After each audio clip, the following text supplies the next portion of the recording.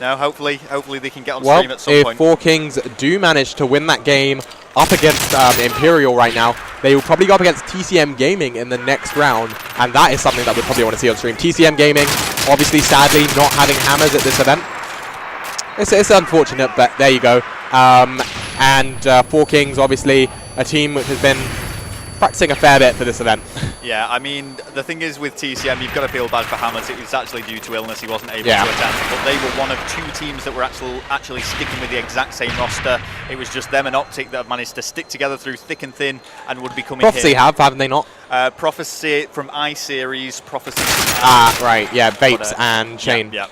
So just a minor change there. But, you know, for completely understandable reasons, Hammers wasn't able to attend, but what better pickup than Mac, the most achieved EGL player of all time. Yeah, I just want to know if they're gelling well. I mean, because obviously Mac, if it comes down to that, and it very well could, not anytime soon, but sometime, maybe tomorrow, you might see SK have to go up against TCM, in which case it will be Mac going up against Toby. Obviously, those two would have been teaming together had there not been well, a slight change of plans on both ends. I mean, but there you go. SK Gaming now. I believe it's 2 players left alive against 1 on Phobia. That's going to be Strict. Although he is a very clutch player. He's shown it before, and he might show it again. SK Gaming do have the bomb, though, and now they're going to be moving over towards that A. Yeah, it is actually being planted. And remember, SK need to win this search and destroy. If they do actually end up losing it, that is going to be it. They will be going into the losers bracket, so we're still in the tournament, and by all means, we can still win it. Oh, and great play there by Strict. With that nade, he caught Josh there. He made Josh think that he would be in that corridor. And as Josh crept round the corner, easy kill there for Strict. Yeah. Strict picking up that 2v1 situation. That's put Phobia in the lead. 1-0 up in this search and destroy. They have to win 3 more rounds, and then they take this series. I mean, gun skill is one thing, but you also need to have this intelligence to know exactly where to go, how to respond when people are doing particular things on the map, and that's what really makes you a standout player alongside the teamwork that you can bring. Yeah, I mean, the teamwork is probably going to be a lot improved this event. I think the European teams learned a lot from Optic the last event. It was just the way that Optic gelled, the way that Optic knew what each other were going to do. They could just go around both sides, just get you in your spawn. And the communication was great between Optic, something which the European teams had. It's not to say they didn't have communication. It's not to say they weren't able to do rotation. But Optic were just so good at it. They had it down so well, which I believe actually comes as part of sticking as a roster. Yeah, definitely. Which we just are struggling with at the moment. I mean, Fear obviously had a slight roster hiccup, but they did get back. Fizzup wasn't going to be attending, but then he was again. So we'll see if that affects Fear at this event. They seem to be doing quite well as it stands at the moment, though. I did have a little bit of a talk with Fear. They seem quite confident going into this tournament. So it may come down to a little bit of Fear versus Optic coming up very soon. And I believe after Prophecy and Team Enigma are done on main stage, that could be what you and Tunny might be doing. Definitely. And it was an honour meeting John. I'm a big John fan for Fear. But they are the only fully American lineup to actually attend an EGL event, because of course Optic features Rambo, which is who is Canadian. So he's ruined it for them, hasn't he? He's ruined that American title. You can't yell USA in the chat anymore, because Rambo is in fact Canadian. If Fear win, however, I give you guys full rights to do that. Actually, no, please don't do that. It's really annoying if you spam anything in the chat. I don't really mind what country it is. It could be UK, it could be USA, it could be Switzerland. I really don't mind. Just don't spam it in the chat. You can support your team, show your support, but not more than once in 10 minutes. Absolutely. Well, let's just bring up the scoreboard, see who's left alive here. It is Josh and Toby up against Strict. Remember that SK are down 1 round here, and they have to win this search and destroy. Strict is possibly going to go clutch again. If Strict does this again, he is just going to be the clutchest player. If they go on to win this, I would give him MVP without blinking. I mean, I'll give him MVP of this game, of this match right here, without blinking twice. Oh, so very, very close. Toby was weak there, but he manages to get the headshot. Well, are we going to be seeing another 3-3 dead heat between these two teams? That would be very interesting, especially if SK won it. That would bring us to the final map in game mode, which would be bootleg CTS, or capture the flag. Switch over sides and see what's supposed to do. So Fear, I think, are playing for Rico Yin somewhere in the venue right about now, and it will be Fear going up against Optic. That's going to be a very, very interesting game to watch. 2 of the American-ish teams, not including Rambo, going up against each other in the winner bracket. But the loser won't be out of the tournament. They will just be going down into the loser bracket. So the people who are saying that it's impossible for Fear and Optic to place first and second, it's not impossible. We do have a loser bracket here, which means that whoever goes down will have that chance to fight and come back up. Yeah, it's the beauty of a double elimination bracket. It also means it's better for the players and teams because, of course, if you attended a LAN event and you lost your first game, that isn't it. You know, there are a lot of teams that, of course, lost 2 back-to-back, but we also have an intermediate bracket or an amateur bracket, it's referred to as well, so that, you know, there is still something that these players can get from the event. With the way the schedule's running right now, hopefully tomorrow, I believe, we will be able to have the bracket for the teams that got knocked out first round. For example, the team that had never attended LAN before but got Fear first round. Yeah. I felt bad for them, and they'll have another chance to play tomorrow, so all is not lost. They haven't wasted their money coming here to an event, and that's what you guys have to remember at home too. Even if you're not expected to finish in the top 32, say, there will be another chance for you guys to have another go at the amateur bracket. And I believe the prize for the amateur bracket is normally a chance to get free entry to the next EGL. You normally win a team ticket, don't you? There is usually some sort of prize there, so it's all to play for. It's not a mess about bracket. And, of course, you will get the placement at the end of it, which is something that you can hold bragging rights for. Exactly. And, hey, EGL team tickets, they are cheaper the earlier you book, but they're still not that cheap. So, obviously, you're winning a prize worth maybe £240, £250, which is nothing to laugh about, to be fair. It's not the £5 that you'd win if you place him first, but that's still quite a fair bit of money. Well, it's T1 against Toby and Black here in this game. Currently 1-1, search and destroy. If you are just joining the stream now, the overall best of 5 series is currently 2-1 in Phobia's favour. Sorry, I take that. 2-1 in Phobia's favour. The bomb has been planted, but T1's managed to make the kill, which means it's 1 versus 1. But the time is ticking away, and T1 needs to go big for Phobia. Let's see if the player's going to be in Snake. T1 going through, slowly but surely looking left and right. He looks in the corners. Not seen a single soul yet. Maybe he could have gone for a fakie. Oh, Black has just completely disappeared here. Oh, and he's going to have to go for it, and it's unfortunate for T1 because he knows himself that there's no way he's going to get this defuse unless Black's controller disconnects or something. Oh, for a second. Tried to pick up the kill there, but even if he did get that kill, wouldn't have had time to defuse that bomb. That's going to be round number 2 going to Phobia. Those of you guys just joining us, this is winner bracket round 4 over here at EGL. I think the graphics wrong. It is round 4, not round 3. We'll change that next time. But yeah, it's SK Gaming going up against Phobia. 2 teams have been so evenly matched in this matchup. It's currently 2-1 on maps. Phobia only have to win this map in order to take the series. But at the moment, SK Gaming are 2-1 up in this map. Why don't we switch over to SK? Should we see SK? Should we see what's going on for them? Okay, well they are on the defense at the moment, and if I just quickly pan around and see who's pushed up the most. It's interesting actually flicking through those places. They're in the exact same positions that I saw them last time when they're on the defense. So which suggests that SK have a bit of a setup. Yeah, exactly. I mean, what they've got to be careful of is if they're doing the exact same strategy every time, then surely Phobia will be becoming wise to this. Exactly, and that time we saw a little bit of smoke going down on that B bomb site by Phobia. Very smart play there.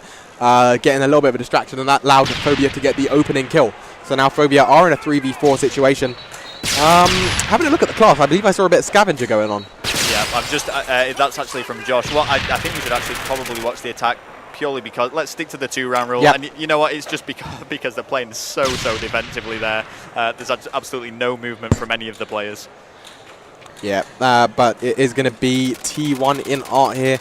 He's going to be watching behind them, but there is absolutely no chance of anyone from SK flanking them. They're all on the outside of the map. Strict has now picked up 2, and it's going to be Josh on the head glitch to his left and Mad Catz to his right.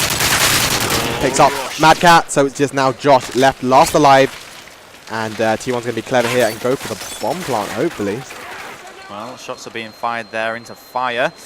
So they are obviously aware of Josh's position. T1 has actually moved over to B. Oh, he's seen him. And he's gone. Oh, I thought he was going to go for great shot there by T1. Absolutely cracking shot there. We're going to see that now on the final kill cam. I thought for a second, because I didn't think Josh had seen him, so I thought T1 was just going to go for a plant. But hey, there you go. He won the round, and that's all that's important. So now we'll switch over and see if SK can exceed, if they can get ahead of Phobia here. 2-2. This is far and away the closest match of this entire tournament. I've not seen any really good matchup this close. We've got it on this stream here, and it's just been great to watch. It's been really tense. Well, there's the smoke now. Well, that's interesting. You don't see that used too much.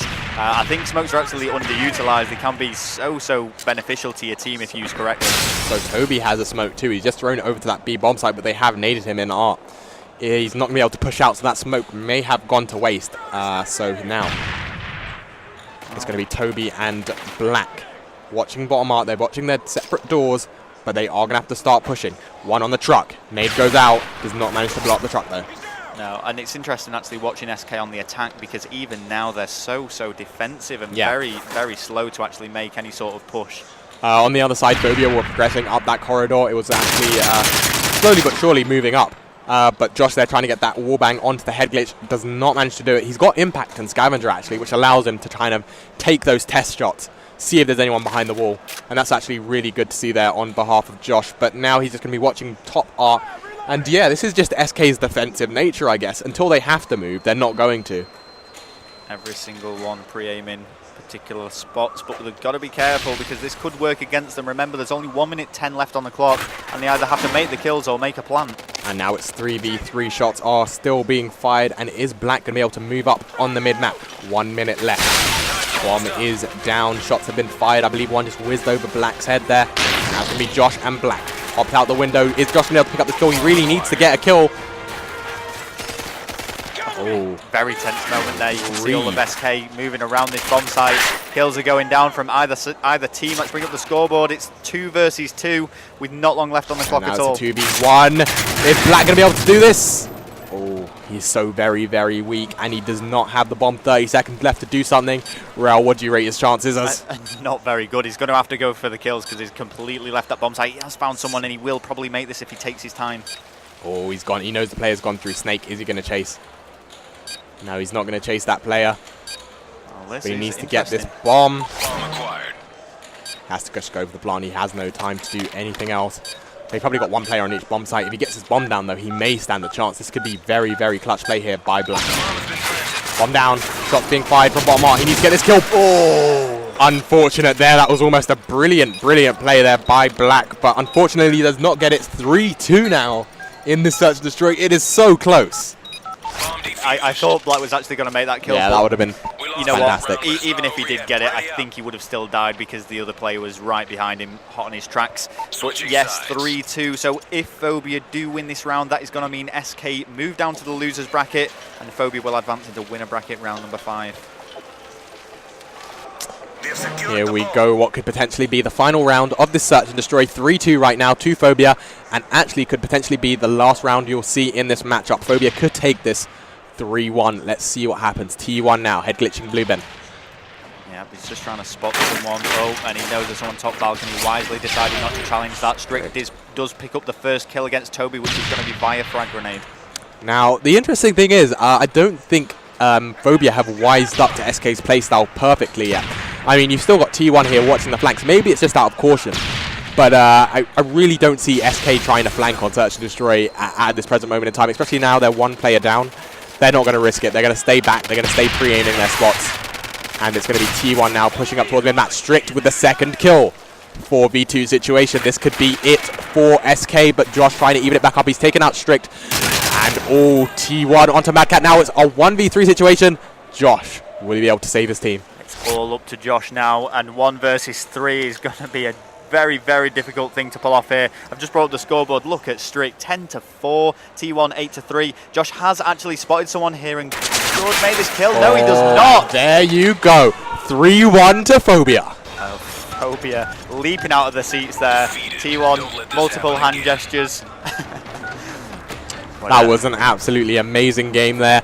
You guys all watched it here, and we're going to be going for a very quick break after this. Actually, we're going to be switching over to the main stage stream. But yeah, let's just give people a rundown of what happened before we go to a break. That was SK Gaming going up against Phobia. First map went quite convincingly in favor of Phobia. It was so very close on that lockdown. It went down to the seconds. The second map there went to 4-3 on the Search and Destroy. SK Gaming tried to turn it around there on Arcaden, much more convincing.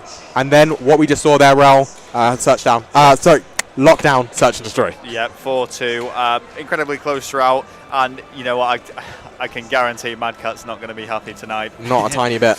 He's going to take that hard, but he's just going to keep motivated, as does his team if they want to get even further in this tournament. They are in the losers bracket, but they are not out. They just need to win a lot more games.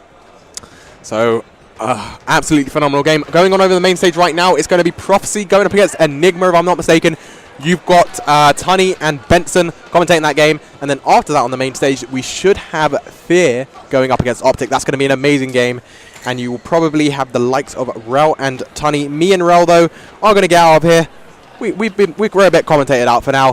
Thank you guys for watching. You can switch over to the main stage stream. Go to live.egl.tv, hit the main stage. We'll catch you guys shortly.